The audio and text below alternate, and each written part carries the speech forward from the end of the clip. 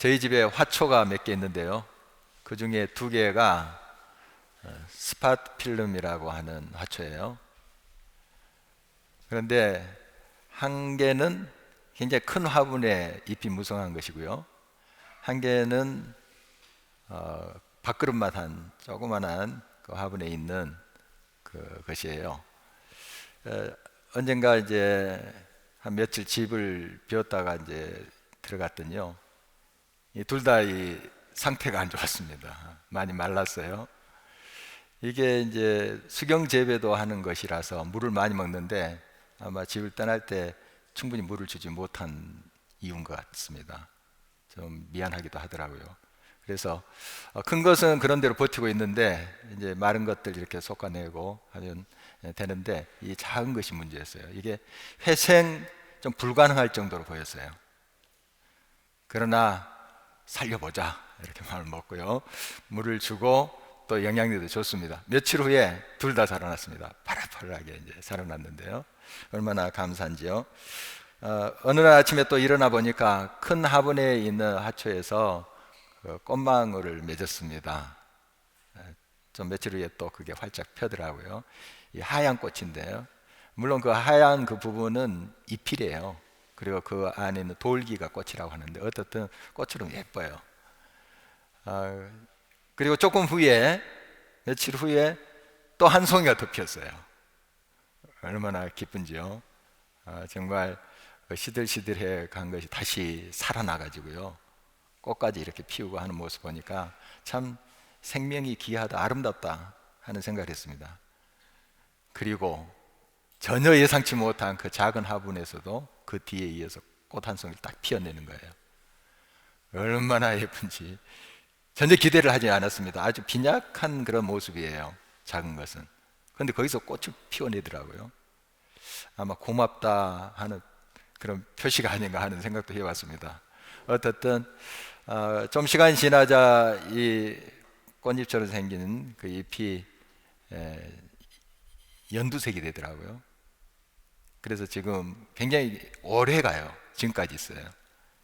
얼마나 그걸 볼 때마다 참 생명의 신비라는 게 뭔가 새삼스럽게 다시 한번 생각하게 됩니다.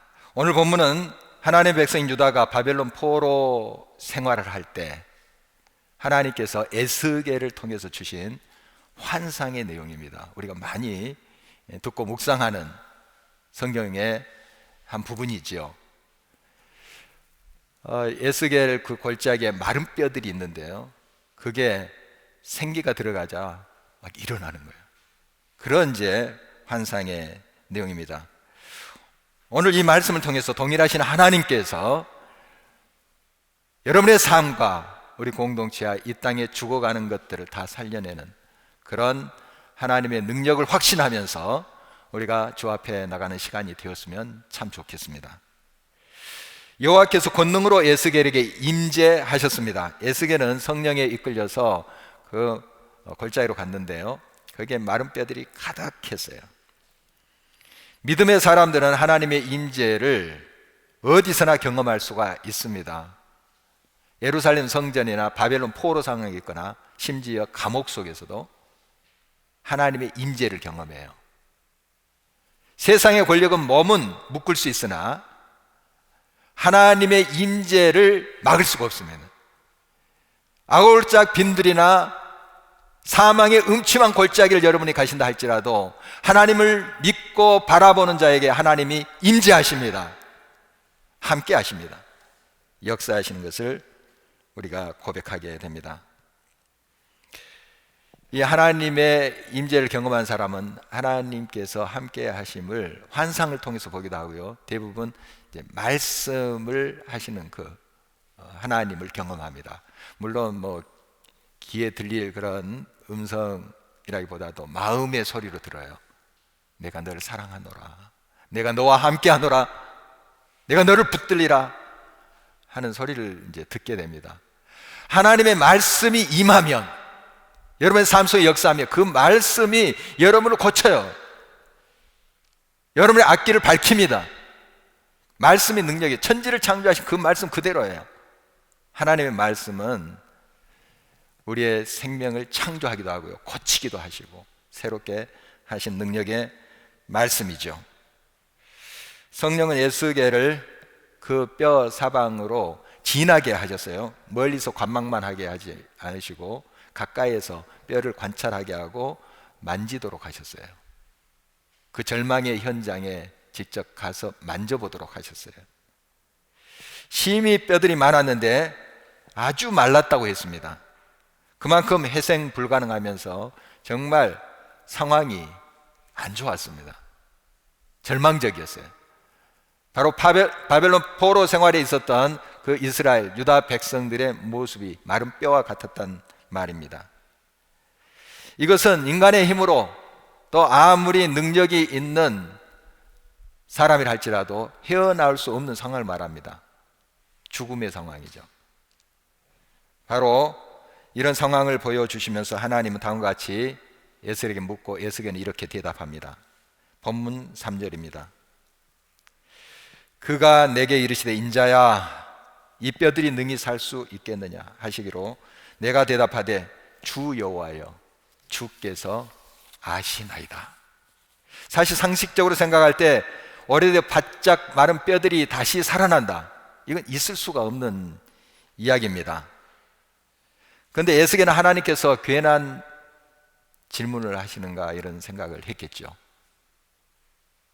무슨 뜻이 있어서 이 질문을 하셨겠다. 인자야 이 뼈들이 능히 살겠느냐.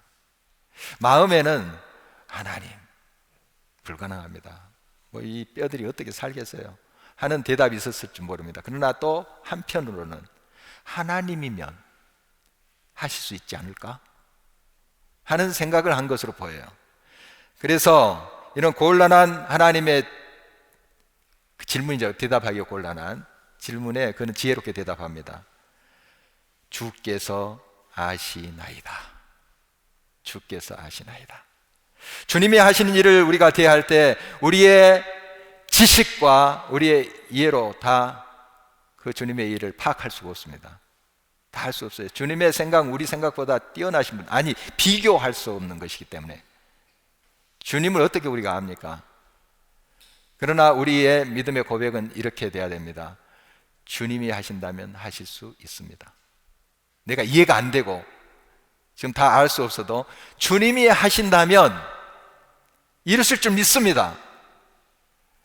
그 믿음까지 가지 못한다면 최소한 이 정도는 돼야 됩니다. 주님, 주께서 아십니다. 주께서 아시나이다. 믿음 주십시오. 이루실 줄 믿게 해 주십시오. 그런 기도가 또 그런 고백이 우리들에게 있어야 되겠습니다.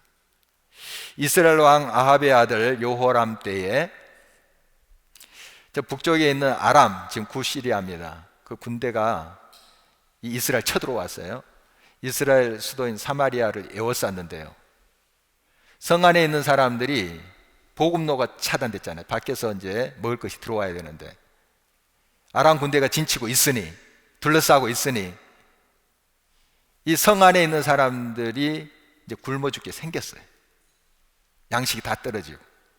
그래서 어떤 일이 벌어졌는가 하면 여인들이 제비뽑기 해가지고 자기 자식들을 삶아 먹었어요. 기가 막힌 일이죠. 이런 일이 벌어졌어요. 그랬더니 그 여호람 왕이 괜히 화풀이를 이 엘리사 선지자에게 하는 거예요. 엘리사가 그동안 이러다 망한다, 적들에게 짓밟힌다, 그게 지금 현실로 드러났잖아요. 하나님 말씀 그대로 전했을 뿐이에요. 엘리사가 무슨 잘못을 했습니까?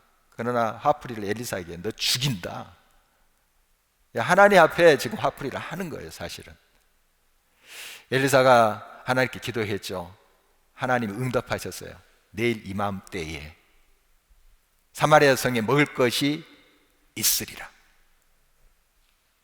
24시간 안에 있으리라, 이런 말이죠. 사람들 안 믿었어요. 지금 자식을 삶아 먹을 판인데, 지금 절망적인 마른 뼈 같은 상황인데 어떻게 이 성 안에 먹을 것이 풍족해지냐, 이건 있을 수 없는 이야기다, 이런 생각을 했죠. 그러나 하나님은 기가 막힌 방법으로 엘리사의 예언을 성취해 갑니다. 그 사마리아 성문 밖에 4명의 나병 환자가 있었는데요, 이 사람들이 지금 성 안에서 좀 준 음식을 가지고 연명을 하는데, 성 안에 있는 사람도 굶어 죽을 판에 성 안에 있는 사람들이 그 나병 환자를 챙길 수 있겠습니까? 자기도 이제 죽을 것을 알죠. 그래서 가만히 있어도 죽고 하니 저 아람 진영으로 와서 그냥 먹을 것 한번 구해보자, 죽으면 죽으리라 하고 간 거예요. 동시에 해질 무렵인데 아람 진영에서는 큰 군대의 소리를 듣게 돼버린 거예요. 이스라엘을 돕기 위한 원군이 오는 것으로 그들이 착각을 해버린 겁니다. 큰 군대의 소리를 들었다고 성경은 기록하고 있습니다. 이것이 하나님의 역사예요. 하나님 이렇게 일하십니다. 그래서 아람 사람들이 먹을 것 그대로 놔두고 옷, 무기도 잘 챙기지 못하고 황급히 도망가 버리고 말았어요. 그걸 이제 나방 환자들이 다 그걸 먹고 또 성에 알려서 그 사마리아 성 사람들이 그걸 취했다 하는 기록을 우리 열왕기하 6장 7장에서 만날 수가 있습니다. 여러분, 우리의 생각보다 하나님의 생각이 뛰어나요. 아니, 비교할 수 없어요. 우리가 판단하고 우리가 이해한 바로서 우리의 지식으로서 하나님의 일을 재단해서는 안 됩니다. 물론 상식선으로 하나님께서 일하시는, 우리의 삶 속에 일하시는 것이 보통이에요. 그러나 어떤 상황 속에서는 초월적인 역사로 함께 하십니다. 우리가 도저히 상상할 수 없는 그 일을 하나님께서 이루십니다. 하나님 지금도 살아서 역사하시는 분이십니다. 이 하나님이 에스겔에게 이제 뼈에게 이렇게 말하라고 하십니다. 4절 5절을 보십니다. 또 내게 이르시되 너는 이 모든 뼈에게 대언하여 이르기를 너희 마른 뼈들아 여호와의 말씀을 들을지어다. 주 여호와께서 이 뼈들에게 이같이 말씀하시기를 내가 생기를 너희에게 들어가게 하리니 너희가 살아나리라. 에스겔의 하나님 명령에 따라서 외치자 이 뼈 저 뼈들이 들어 맞았어요. 그리고 힘줄 생기고 살이 오르고 그 위에 가죽이 딱 덮여서 형체가 이제 보이게 된 것이죠. 이때 하나님께서 또 그 생명체에게 명령하라고 합니다. 생기야 사방에서 와서 이 죽음을 당한 자에게 불어서 살아나게 하라, 이렇게 외치라고 합니다. 그대로 했어요. 했더니 하나님의 생기가 그들 안에 들어갔습니다. 그리고 그들이 큰 군대를 이뤘다 하는 환상입니다. 하나님께서 환상으로 이런 광경을 보이신 후에 친히 그 의미를 에스겔에게 설명해 주셨습니다. 골짜기의 뼈들은 지금 나라를 잃고 포로 생활하고 온 나라에 흩어진 그런 하나님의 백성 이스라엘의 모습입니다. 그들 힘으로 도저히 자유함을 얻을 수 없는 그런 상황이에요. 마른 뼈 같은 모든 상황이 이제 절망적인 그런 그들의 모습입니다.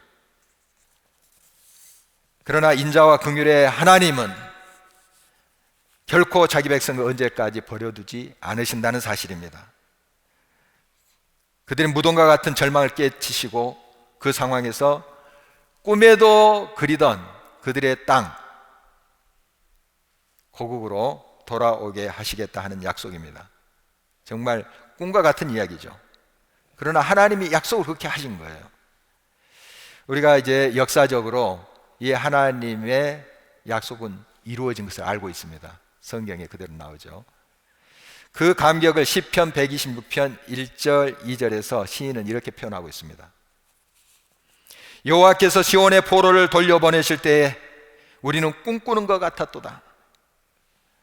그때에 우리의 입에는 웃음이 가득하고 우리 혀에는 찬양이 찼었도다. 그때 문나라 가운데서 말하길 여호와께서 그들을 위하여 큰 일을 행하셨다 하였도다. 그렇습니다. 하나님께서 당신의 자녀인 우리를 위해서 베푸시는 일은 우리의 상상을 초월합니다. 하나님께서는 결국 자기 백성을 고치시고 그 생명으로 풍성하게 하십니다. 생명은 하나님께 있어요. 근본적으로 우리 인간이 대단한 일을 이루고 운명의 이기를 또 이룹니다. 대단해요. 또 그렇게 우리가 하나님께서 주신 지혜 가지고 그런 문명을 발달시켜야 될 사명이 있죠. 그러나 이 생명은 하나님께 있어요. 생명은 근본적으로 하나님께 있어요. 그런데 인간이 뭔가 자기가 만들어내고 대단한 문명의 이기를 이룩하는 것을 보고 생명까지 만들 수 있다고 착각을 하는 거예요. 그게 패착이에요. 헨리 나우엔이 그의 책 상처 입은 치유자에서 소개한 고대 인도의 전래 동화입니다. 4명의 왕자가 있는데 형제들이에요. 서로 의논을 했어요. 우리가 세상을 두루두루 다니면서 한 가지씩 기술을 배우자. 어떤 특별한 기술을 배우자. 이렇게 이제 4형제가 의논을 했습니다. 그리고 흩어졌어요. 이제 정한 날짜 또 장소에 이제 세월이 흘러서 모였습니다. 이제 첫째 형이 말하는 거예요. 나는 어떤 생명체 뼈 한 조각만 있으면 거기에 살을 붙일 수 있는 능력을 가졌어. 이렇게 이야기했습니다. 둘째가 이야기합니다. 이제 살이 붙어 있는 그곳에 가죽을 입히고 나는 털을 입힐 수 있는 능력을 가질 수 있어. 셋째가 이야기합니다. 나는 거기에다가 발을 붙일 수 있는 그런 기술을 배워왔어. 이렇게 이야기했습니다. 막내가 이제 이야기했죠. 그 생명체에 나는 생명을 불어넣어서 움직이게 할 수 있는 그런 기술을 배워왔어. 이렇게 이야기했습니다. 이제 4형제가 정글로 들어갔어요. 뼈를 이제 찾기 위해서죠. 뼈 조각을 발견했는데 그게 공교롭게도 사자의 뼈입니다.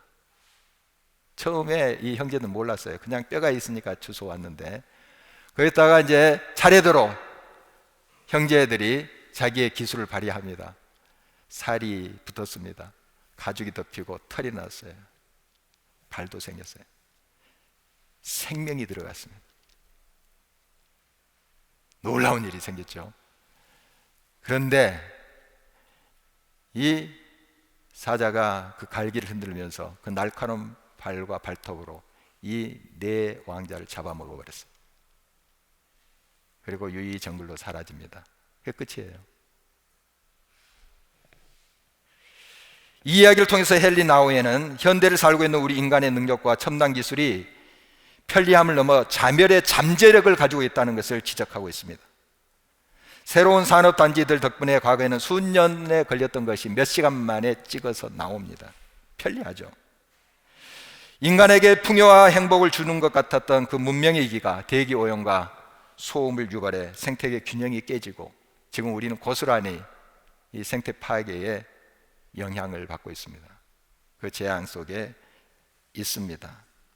더욱 심각한 것은 생태계 파괴뿐만 아니라 그 복구 가능성마저 파괴되고 있다는 사실입니다.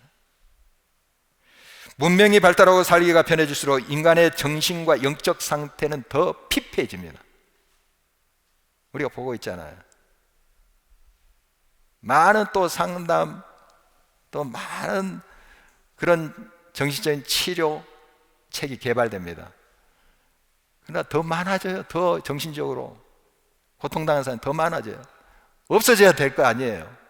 거기에 대해서 치료책이 생기고 약도 생겨나고 없어져야 될 거 아니에요. 더 많아져요. 영적으로 더 피폐해져요. 물론 우리가 문명을 발달시키고 또 하나님이 주신 이 세계를 가꾸는 거 하나님 명령이에요. 그러나 겸손해야죠. 생명은 하나님께 있어요. 생기는 하나님께서 불어넣어 주신 거예요. 그러나 인간이 거기까지 한다고 착각하는 게 문제예요. 우리가 겸손히 하나님 앞에 늘 나가야 될 이유입니다. 마른 뼈와 같은 절망적인 상황에 놓여 있는 우리 하나님의 자녀들이 이 지구촌 곳곳에 있어요. 우리 북한에 있는 형제 자매들, 우크라이나에 있는 그 선량한 사람들 얼마나 많습니까? 리처드 코킨 그의 책 우리에게 믿음이 있다 해서 레아 사리부 라는 여성에 대한 이야기를 하고 있는데요. 지금부터 이제 4년 5개월 전에 2018년 2월입니다. 아프리카 나이지리아 동북부 지역의 극단주의 무슬림 단체인 보코하람이 110명의 소녀들을 납치한 사건, 여러분 뉴스를 그때 들었을 거예요. 한동안 굉장히 뉴스를 달궜던 그런 사건 아닙니까? 한 달 후에 그 소녀들을 다 풀어줬어요. 막 세계 여론이 빗발치고 해서 다 소녀들을 보내줬는데 딱 한 명만 안 보내줬어요. 그 소녀 이름이 레아 사리부입니다. 레아 사리부. 그 110명의 여학생 중에 유일하게 크리스찬.